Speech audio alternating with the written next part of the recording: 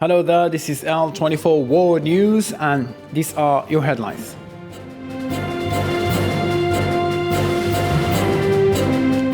Ramtan Lamamra, Minister of Foreign Affairs and National Community Abroad, welcomed Hussam Zaki, Deputy Secretary General of the Arab League, as part of continuous coordination with the Algerian authorities.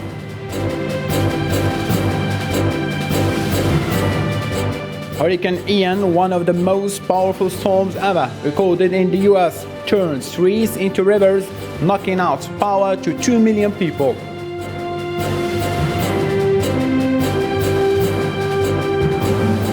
Sweden authorities discovered another gas leak in the damaged Nord Stream pipelines.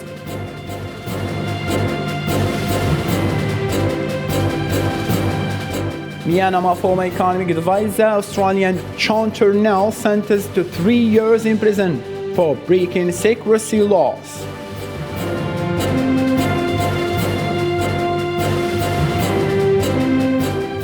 Iranian president warned that chaos would not be accepted amid spreading violent protests over Mahsa Amini's death.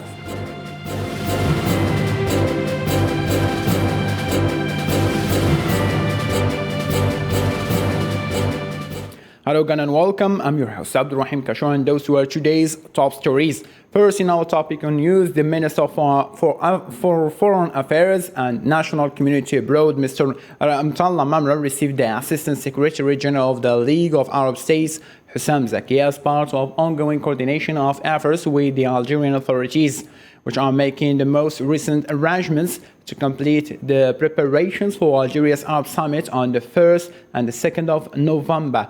The minister also welcomed support of the Arab League secretaries and its accompaniment to Algeria throughout the preparatory process for the 31st round of the Arab League Council in the summit. During the UN daily press briefing at the United Nations headquarters, the spokesman for UN Secretary General Stephane Dujarric announced that Secretary General Antonio Guterres will travel to Algeria to participate in the upcoming Arab Summit at the invitation of the Algerian President Abdelmajid Tebboune. Wanted to flag that during the Secretary General's meeting on Monday with His Excellency Ramtan Lamamra, the Foreign Minister of Algeria, the Secretary General received an invitation to attend the summit of the League of Arab States, which will take place in Algiers in early November. The Secretary General accepted the invitation to attend that very important. To a different matter now, Hurricane Ian that swamped southwest Florida on Wednesday is considered as one of the most powerful storms recorded in the U.S. and turned many streets into river, while more than 2 million Floridian homes and businesses were without electricity, according to Power Outage. Images we are getting back are devastating in terms of the damage and the impact. The President and our administration are fully committed to offering and supplying federal support to the state officials and doing everything we can to help them both in terms of recovery but also whatever is necessary to ensure. To the Baltic Sea, another gas leak was discovered in damaged Nord Stream pipeline. Sweden's Coast Guard says that 2 of these 4 are in Sweden's exclusive economic zone. Islam Seed. Sweden's Coast Guard spotted a 4th gas leak on the damaged Nord Stream pipelines earlier this week. The 4th leak was discovered on the Nord Stream 2 pipeline, not far from a bigger hole discovered on Nord Stream 1. The leakage reported on Thursday is the second one found in Swedish waters, while 2 others were discovered in the Danish waters. There are 2 emission sites in Sweden's exclusive economic zone. The bigger one above the Nord Stream 1 and a smaller one by Nord Stream 2. The distance between the 2 sites measured about 1.8 kilometers. None of the pipelines was in operation when the suspected explosions occurred. However, both of them were packed with gas that has been gushing out and bubbling to the surface of the Baltic Sea since Monday. The European Union, who believes that sabotage was responsible for the gas leaks, has pledged a strong response to any deliberate interruption of its energy infrastructure. Today we faced an act of sabotage. We don't know yet all the details of what happened, but we see clearly that this is an act of sabotage. It remained unclear who might be behind the leaks on the Nord Stream pipelines that Russia and European partners spent billions of dollars building. To Russia-Ukraine fight, the United States will impose more sanctions on Russia, including economic costs, in the coming days over its referendums in occupied areas of Ukraine. State Department spokesperson Ned Price said the U.S. will continue to work with allies and partners to bring ever more pressure on Russia.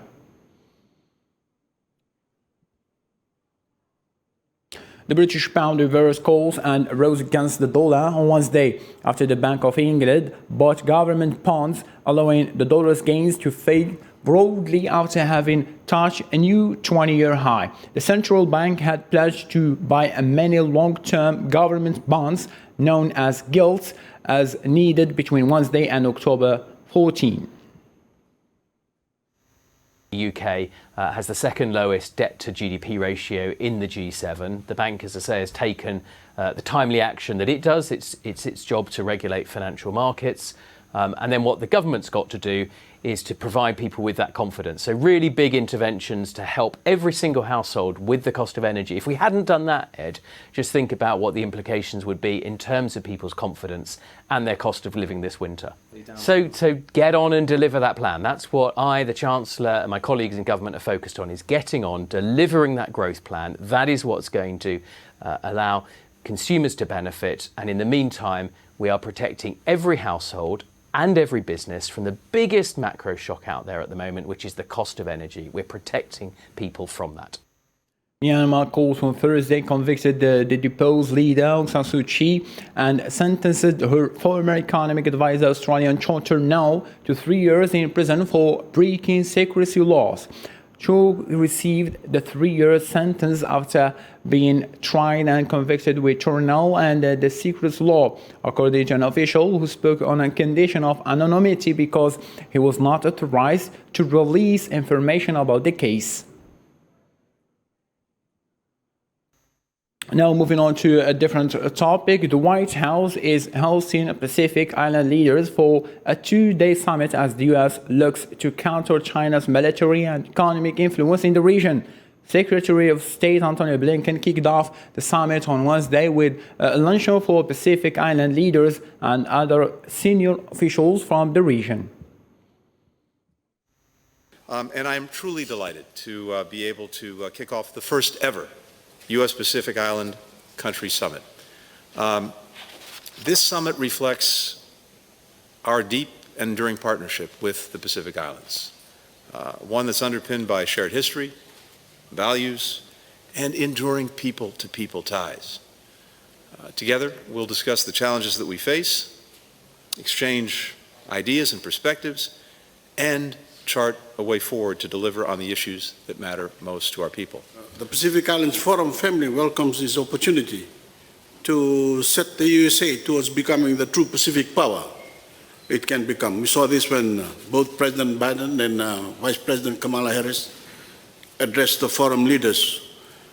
We see it today, and of course we're going to see it in the next couple of days through the engagements. This upcoming week will be the most significant engagement between the Pacific Island Forum and the United States in a generation. The fact that the Pacific leaders will be sharing a room with the U.S. President and the entire machinery of the U.S. government tells us how far we have come. U.S. Vice President Kamala Harris arrived in South Korea on Thursday to strengthen U.S. alliance with Seoul, a day after North Korea conducted a new ballistic missile test and reaffirmed U.S. commitment for the expanded deterrence. Hossein Burkan. Amid regional tensions, U.S. Vice President Kamala Harris arrived in South Korea. Kamala Harris held bilateral talks with South Korean President Yoon Suk-yeol in Seoul on the heels of North Korea's latest missile launches and amid fears that it may conduct a nuclear test. Thank you for the work that you continue to do to build on the relationship and the enduring relationship between the United States and the Republic of Korea.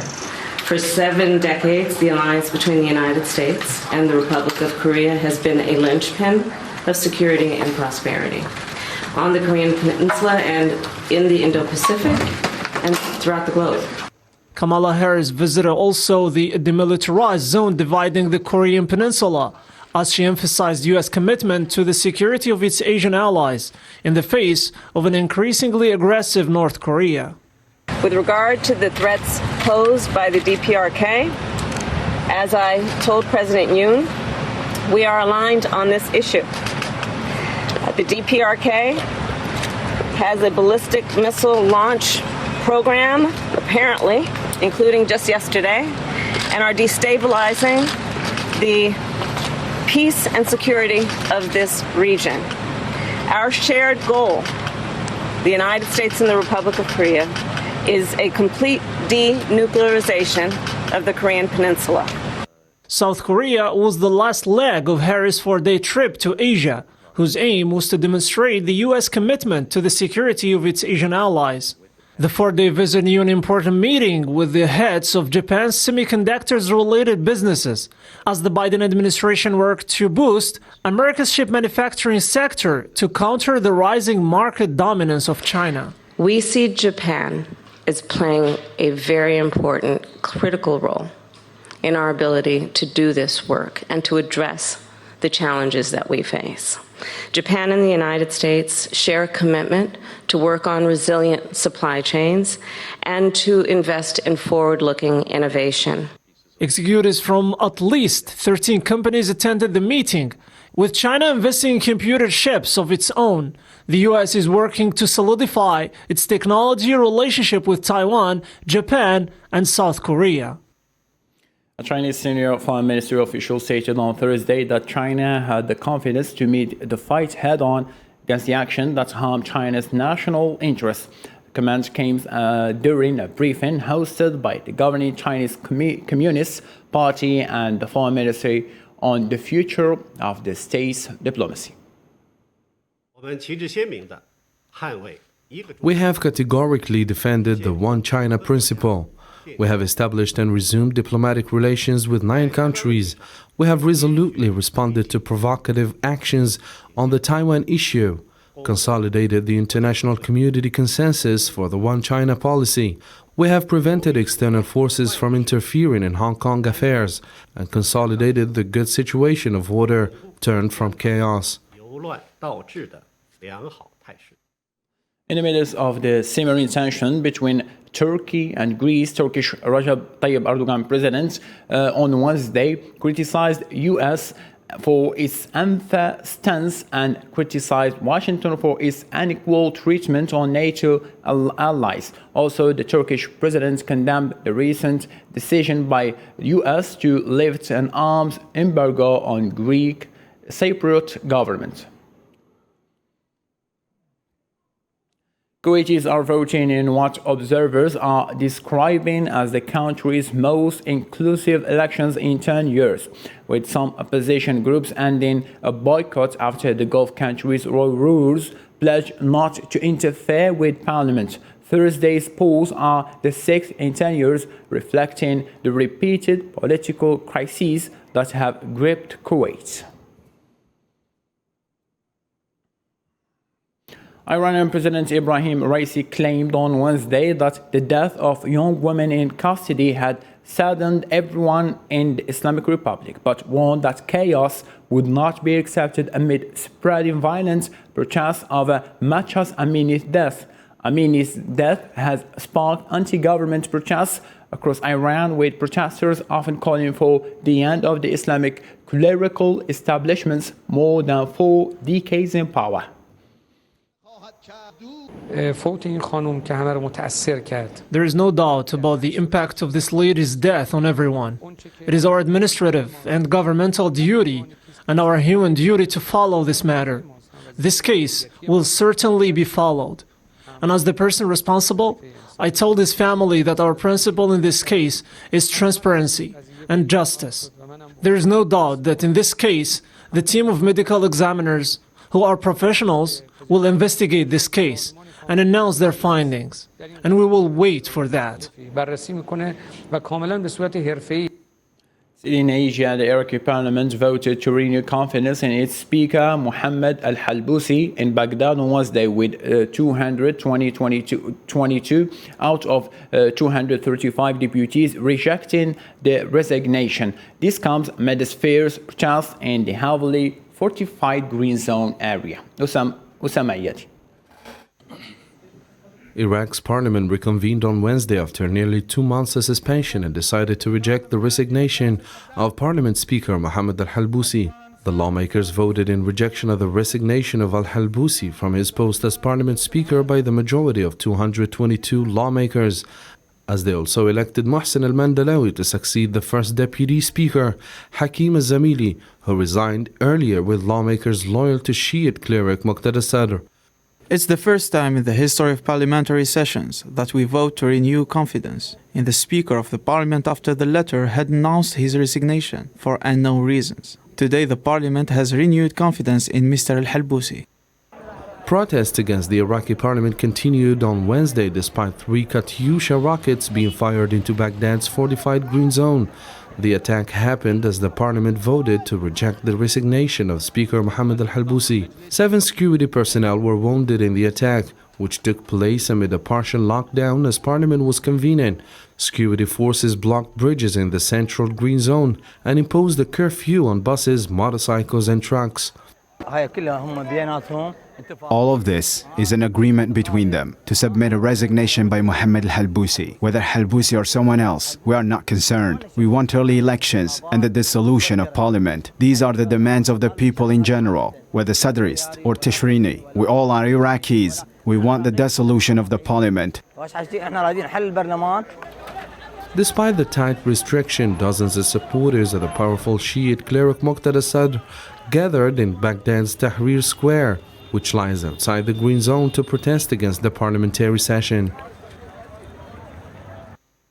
Haiti continued its protests and demonstrations for the 3rd consecutive day in the midst of the crisis affecting the nation due to fuel shortages and the wave of violence that has caused the closure of embassies, institutions and hospitals. Not only has transportation been paralyzed in Haiti since last Monday, but also the rest of the activities with public institutions and private companies closed, which has turned the capital into a dead city.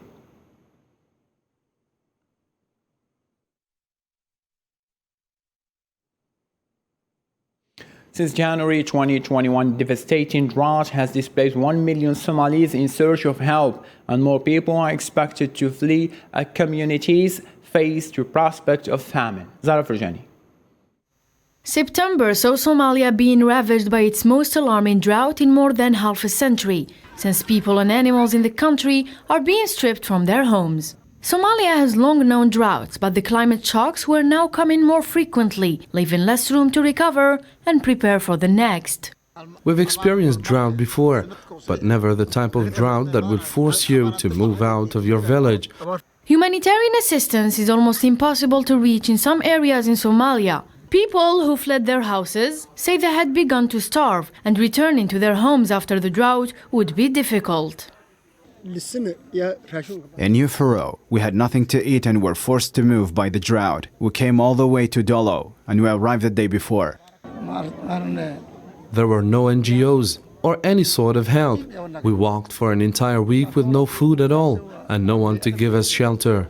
Officials and aid workers in Somalia's drought-stricken region say the area is expecting many deaths from famine if aid is not quickly scaled up.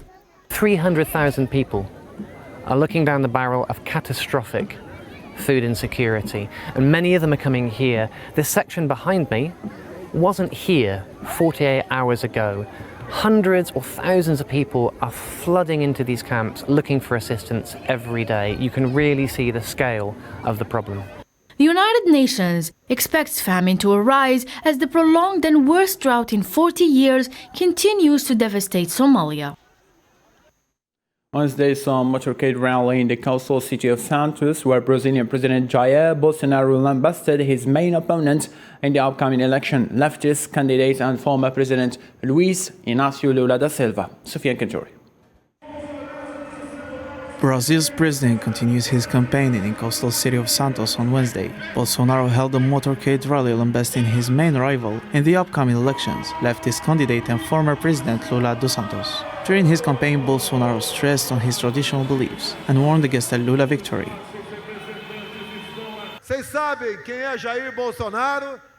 God, motherland, family and liberty. Brazil over everything. God over everything. You know who Jair Bolsonaro is, and you know very well who Lula da Silva is, the biggest thief in the history of Brazil.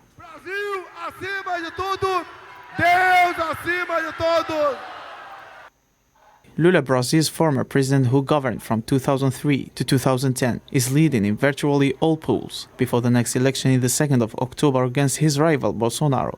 Meanwhile, the actual president's supporters are wrapped in Brazilian flags and they are believing that he will defeat Dos Santos despite all polls. I thought he gave a good speech.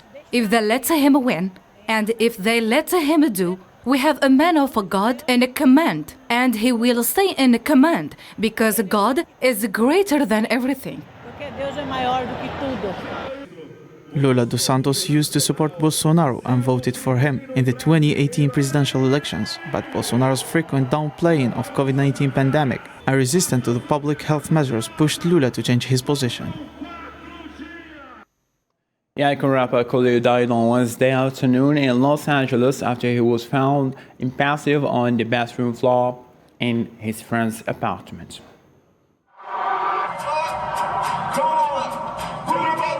Coolio, whose legal name was Artist Leon Levy, was born on Monessen, Pennsylvania, south of Pittsburgh. He moved to California, where he went to community college. He worked as a volunteer firefighter and in airport security before devoting himself full-time to the hip-hop scene. He started making music in the 1980s, but cemented his place in hip-hop history when he recorded Gangsta Paradise in 1995. His career took off with the 1994 release of his debut album on Tommy Boy Records. It Takes a Thief. Its opening track, Fantastic Voyage, would reach number 3 on the Billboard Hot 100. Coolio won a Grammy for Best Solo Rap Performance for Gangsta Paradise, the 1995 hit from the soundtrack of Michael Pfeiffer film Dangerous Minds that sampled Stevie Wonder's 1976 song Pastime Paradise. A year later, Gangsta Paradise would become number 1 single with its dark opening lyrics. On 29 September 2022, Coolio was found dead in his friend's apartment in Los Angeles. According to his lifetime manager, he said that the exact cause of his death has not yet been revealed. However, he said that paramedic believed he may have had a cardiac arrest. And with this story, we go back to our reminder for our main top stories. Ramtan Lamamra, Minister of Foreign Affairs and National Community Abroad, welcomed Hussam Zaki, Deputy Secretary General of the Arab League, as part of continuous coordination with the Algerian authorities.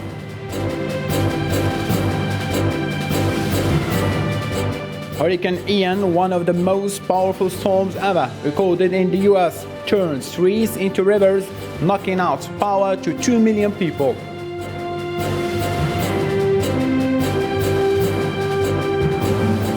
Sweden authorities discovered another gas leak in the damaged Nord Stream pipelines.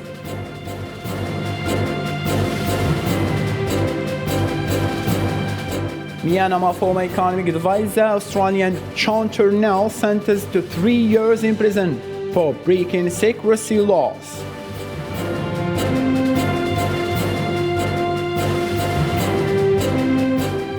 Iranian president warned that chaos would not be accepted amid spreading violent protests over Mahsa Amini's death.